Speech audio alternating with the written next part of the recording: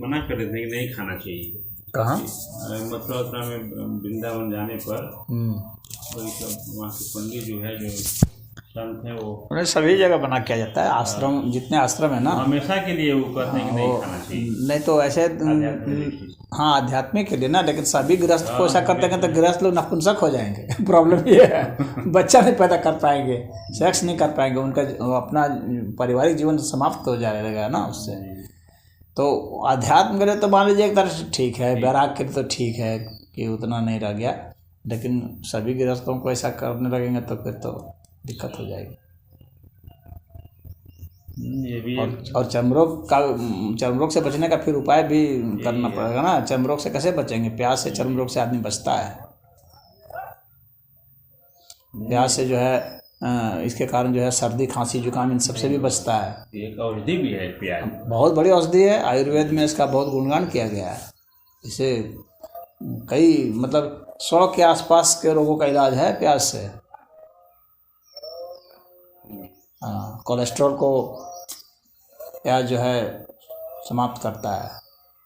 जो bad cholesterol है हम लोग का शरीर में, जिसके कारण ब्रेन स्ट्रोक लग जाता है, दिमाग में आक्रमण हो जाता है, ब्रेन हेमरेज होता है, तो उससे जो है वो होता है, बचाता है। गर्मी में आप चल रहे हैं, लू लगने से बचाता है प्याज।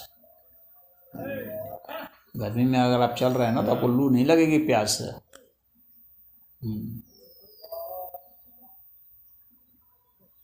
प्याज से जो है ये जो शरीर में थकावट, अकड़न ये सब होती है वह दूर होती है।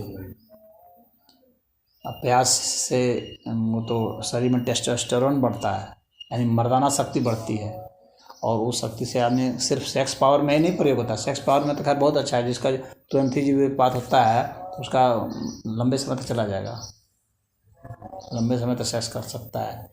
किसी का लिंग उत्तेजित नहीं होता है तो वह एकदम सही होने लगेगा। प्याज से जो है आप ज़्यादा देर तक काम कर सकते हैं। मजदूर सब देखते हैं प्याज खाते हैं, ज़्यादा देर तक काम कर सकते हैं। वे काम करने की ताकत बहुत बढ़ाता है, क्योंकि टेस्टोस्टेरोन बढ़ा देता है ना वो, तो इसके कारण जो है काम करने की ताकत बढ़ा देता है, दौड़ने की ताकत बढ़ा देता है। अब सबको साधु बना देंगे तो दौड़ेगा कौन, खटेगा कौन? बात समझ रहे हो जी? भागवत को तो मजदूरों को अगर आप वो सब कर देंगे तो काम कौन करेगा फिर? ठीक है, जिसको आध्यात्मिक रुख करना है उसके लिए तो बात समझ में आती है। उसमें भी जो सिद्ध हो जाता है उसके लिए नहीं है फिर वो, क्योंकि सिद्ध वही माना जाएगा जो सब खाते हुए भी जिसको में कोई उसका फर्क नहीं पड़ता, वही सिद्ध माना जाएगा। हाँ, लेकिन नए साधकों के लिए वो अच्छा है कि वो सबसे बच के रहे। यदि मतलब प्याज लहसुन खा करके भी पूजा पाठ नहीं करना चाहिए, जो जैसे हम लोग प्याज खाते हैं तो इससे मुंह में बदबू आती है, तो इस बदबू का फायदा है, बहुत सारे जर्म्स जो है हम लोग के मुंह में जो है ना वे सारे मर जाते हैं। मुंह में जो जीवाणु सब पनपते हैं ना वे मर जाते हैं। वो सल्फर होता है उसमें, तो वो उसको मार देता है। सल्फर का देखते हो खेतों में छिड़काव भी किया जाता है जी, यूरिया के साथ मिला करके ना। हाँ, सल्फर का छिड़काव होता है ना कि रोग ना होने पाए। तो वो प्याज जो बदबू करता है ना, तो बदबू ऐसा थोड़ी है कि बदबू जो है नुकसानदायक ही होता है। बदबू तो स्वास्थ्य के लिहाज से बढ़िया है। हाँ, अब बदबू का आपको समस्या है तो प्याज व्याज खा लीजिए, उसके बाद जो है नींबू ले लीजिए, उसका उपाय है बचने का। नींबू से गरारा कर लेंगे ना, खुला कर लेंगे ना मुंह में, तो प्याज की बदबू समाप्त हो जाएगी। लेकिन जो जीवाणु हैं उसको दांत का जो रोग होता है, पायरिया वगैरह ये सब हो जाता है, जिसके कारण दांत में इन्फेक्शन हो जाता है, तो प्याज खाने से वो इन्फेक्शन दूर होता है। और खाली रसगुल्ला खाएंगे तो मुंह खराब हो जाएगा। मीठी चीज़ खाली खाएंगे ना तो खराब हो जाएगा। तो कितनी मात्रा में लेना चाहिए प्याज? जैसे एक प्याज मान लीजिए कि 50 ग्राम के आसपास प्याज सुबह शाम खाएंगे तो बहुत ताकत बढ़ती है। ताकत बढ़ाने वाली चीज़ है प्याज और लहसुन, ऐसी बात नहीं है। हम लोग के खून को पतला करता है।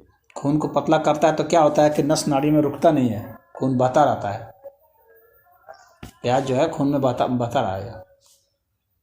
तो मतलब खून बहुत बढ़िया से बहेगा। अगर तो खून में रुकावट हो जाएगी, क्या होगी, नसें खराब होने लगेंगी, खून सही जगह पहुँचेगा नहीं तो दर्द होने लगेगा, और वहाँ पर पोषक तत्व तो नहीं पहुँच पाएंगे। खून गाढ़ा हो जाता है तो ब्रेन स्ट्रोक लगता है, या कहीं भी धमनियाँ रुक जाती है, हार्ट अटैक हो जाता है। प्याज हृदय में जो आघात लगता है उसको रोकता है, हृदय आघात के लिए अच्छा है, पक्षाघात के लिए अच्छा है, जिन लोग को लकवा मार जाता है। जो लोग प्याज नहीं खाते हैं ना, उनमें एक संभावना रहती है लकवा मारने की।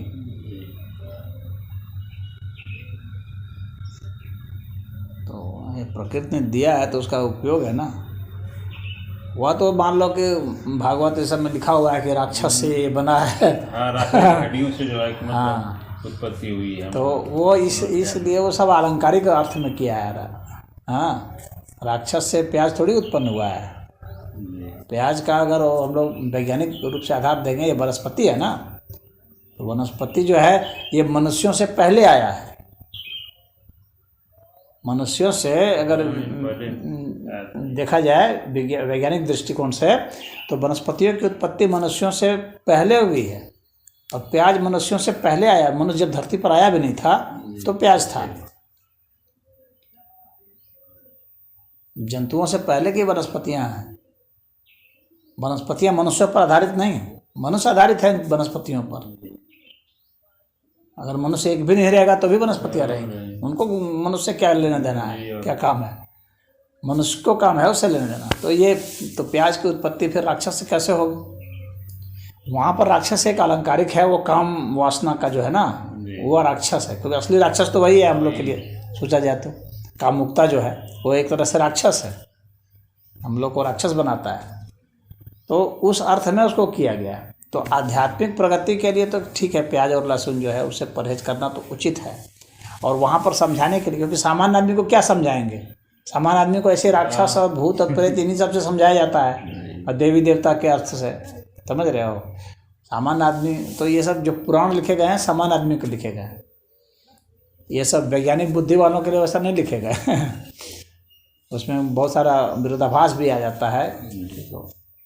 बिल्कुल विज्ञान के अर्थ में देखना है फिर वेदों में जाइए और उसमें जाइए, और जो है उपनिषद वगैरह है इन सब में, तो उन सब में इस तरह की कहानियाँ नहीं है।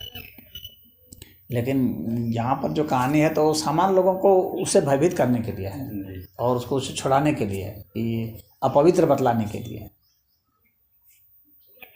लेकिन यह हम लोग के जो आयुर्वेदाचार्य हैं उन लोगों ने शोध करके ये बताया है कि ये काम वासना को प्रदीप्त करता है। तो काम वासना को जो प्रदीप्त करता है तो उसको आध्यात्मिक लोग जो है पसंद नहीं करते हैं, जो भी है। तो चाहे काम वासना को प्रदीप्त करने वाले, जैसे सफ़ेद मूसली हो गया, काली मूसली है, केवाच का बीज है, हाँ, चाहे मदार है, ये सब सभी गर्मी में उगते, चाहे कुचला है, ये सब लौंग है, सब काम वासना को बढ़ाते हैं आगे। इसमें लहसुन भी आ जाता है, मान लो पान है, शादी ब्याह में होता है पान का बीड़ा दिया जाता है, हाँ, उसमें केसर डाला था, केसर भी काम वासना को प्रदीप्त करता है, तो केसर उसमें रहता है, तो वो बढ़ाता है। तो जो जो चीज़ बढ़ाता है ना, तो उसको आध्यात्मिक लोग जो है उसको वो करते हैं, तो कहते हैं सेवन मत कीजिए।